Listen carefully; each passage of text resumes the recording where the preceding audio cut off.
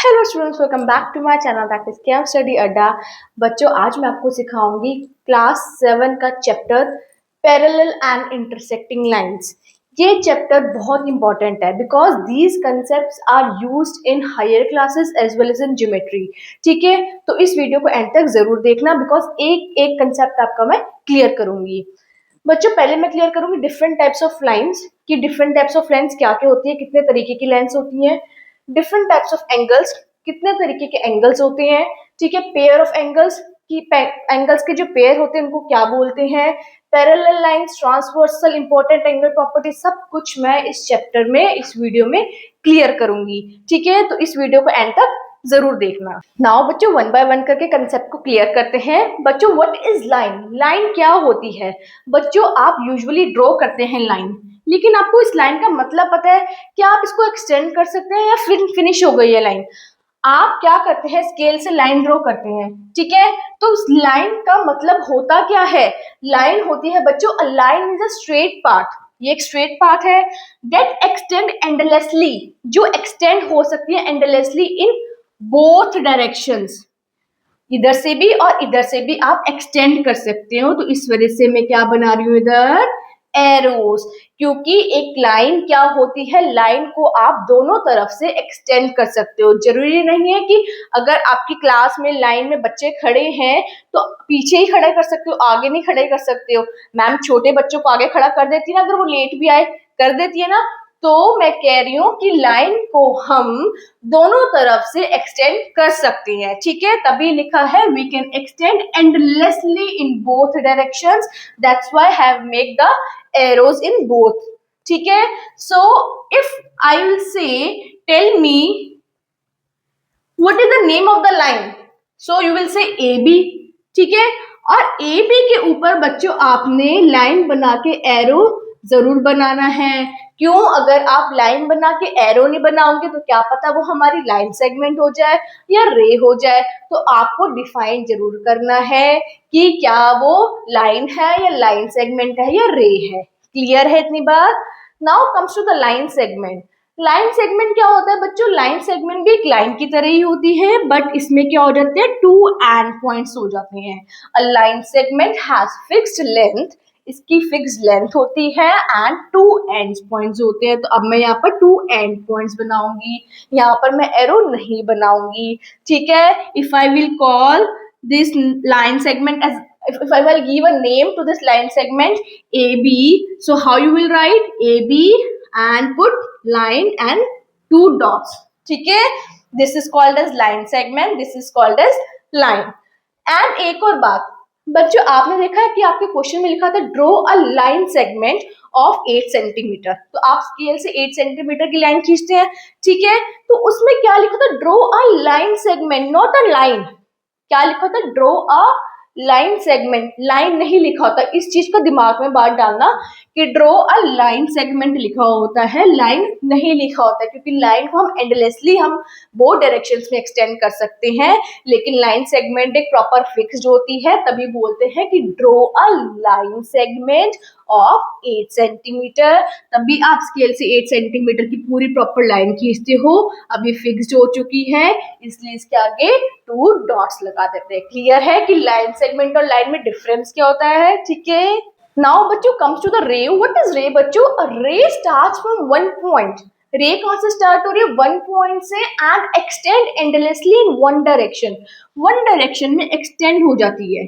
ठीक है, सो रे में क्या होती है बच्चों, वन डॉट होती है और एंडलेसली डायरेक्शन में एक्सटेंड हो रही है, इसलिए एक जगह एरो बनाया है और एक जगह मैंने एक पॉइंट बनाया है, क्योंकि वन पॉइंट होता है। ठीक है, if I will ask the name of this ray, you will say A B and don't forget to mention this line, C arrow and full stop. This will be considered as ray. ठीक है, अब मैं आपसे question पूछती हूँ बच्चों,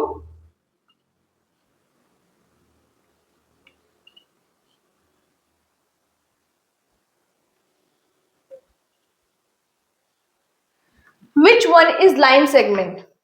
Tell me which one is line segment. Line segment, this or this? line segment is this because in line segment there are two endpoints. ठीक है, स्केल वाली बात याद रखना. उसके बाद में पूछो व्हाट इज रे.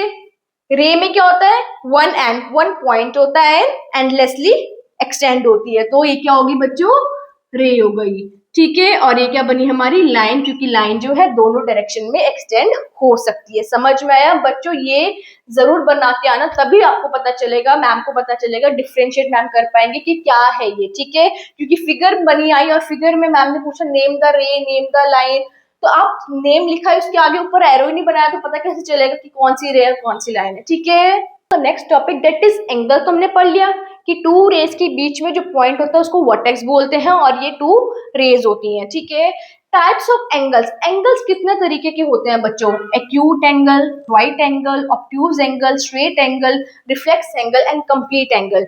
All these I will tell you one by one. What is acute angle बच्चों, see this is a line. ठीक है, लाइन के ऊपर ये लाइन है, ये 90 डिग्री शो करता है, ये 0 डिग्री शो करता है, ये 180 डिग्री शो करता है. ठीक है, इसको ध्यान से समझना.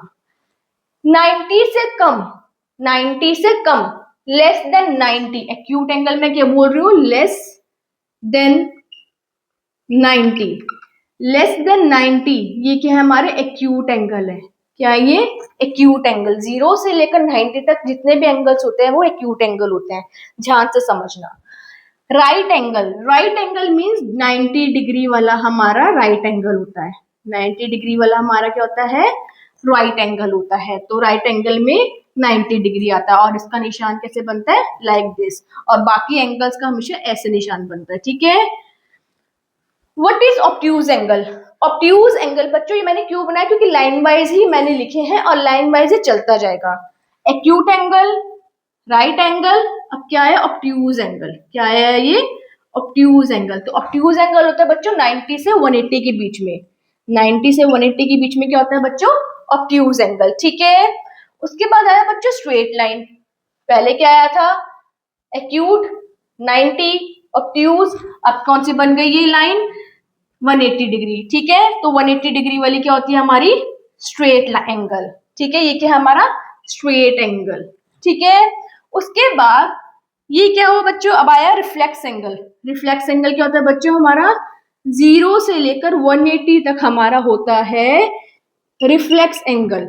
ठीक है, ऊपर वाले में दो हाफ्स होते हैं, लेकिन नीचे वाले में एक फुल होता है. ठीक है, सेमी सर्कल, जो सेमी सर्कल नीचे वाला होता है उसको बोलते हैं रिफ्लेक्स एंगल. 180 से 360 तक, 180 से 360 तक. अब बच्चों कहेंगे मैम ये तो 0 है. नहीं बच्चों, 0 से स्टार्ट किया, ऐसे ऐसे कर कर करके आप दोबारा से डी रखोगे. पहले हाफ डी रखा, डी में देखना 180 होता है, डी रखा, फिर नीचे डी रखा, तो 180 प्लस 180 कितना बन जाता है, 360. तो ये नीचे वाले का 180 है, ऊपर वाले का 180 कवर कर कर कर करके क्या आया, 360 आया. तो 180 से लेकर 360 तक क्या बन जाएगा हमारा, रिफ्लेक्स एंगल. ठीक है, कंप्लीट एंगल बच्चों पूरा ये 0 से लेकर स्टार्ट करके पूरा 360. तो कंप्लीट एंगल क्या होता है बच्चों, पूरा 360 डिग्री. समझ में आई बात. एंगल्स का लाइन वाइज चलना. एक्यूट एंगल, फिर आया 90 डिग्री, फिर आया ऑब्ट्यूज एंगल, फिर आया स्ट्रेट एंगल, फिर आया रिफ्लेक्स एंगल, उसके बाद क्या आ गया हमारा कंप्लीट एंगल. समझ में आया कि टाइप्स ऑफ एंगल्स कौन कितने तरीके के होते हैं. बाकी की वीडियो बच्चों मैं नेक्स्ट पार्ट में बनाऊंगी, क्योंकि बहुत लेंथी हो जाएगी वीडियो. ठीक है, तो तब तक इस कंसेप्ट को क्लियर करना, और इस चैनल पर नए हैं तो चैनल को लाइक शेयर एंड सब्सक्राइब जरूर करना. Thank you so much for watching this video.